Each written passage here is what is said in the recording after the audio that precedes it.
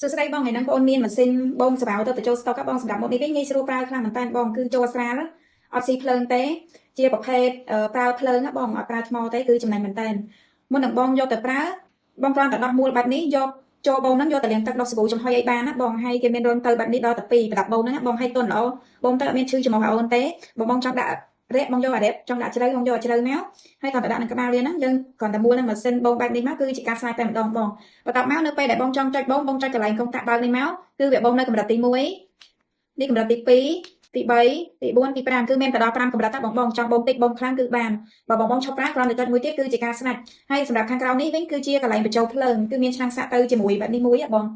ម៉ូដនេះគឺមានដល់ទៅ4ពណ៌បងមានពណ៌ដូចជាពណ៌ឈូកពណ៌លឿងពណ៌បៃតងពណ៌ខៀវបងងាយស្រួលប្រើស៊ីភ្លើងតិចបងបញ្ចូលម្ដងប្រើបានច្រើនដងថ្ងៃនេះបងមានអាមួយនៅផ្ទះគឺជាការល្អដោយសារតែក្មេងៗឥឡូវភាគច្រើន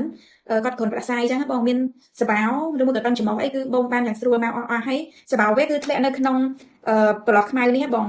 ហើយយើងអាចយកទៅដុសសាប៊ូដុសលាងអីគឺបានអត់មានបងទៅហូរអីឡាអីទេបងចង់បានឆាចប្រភេទអាចរើពណ៌បាន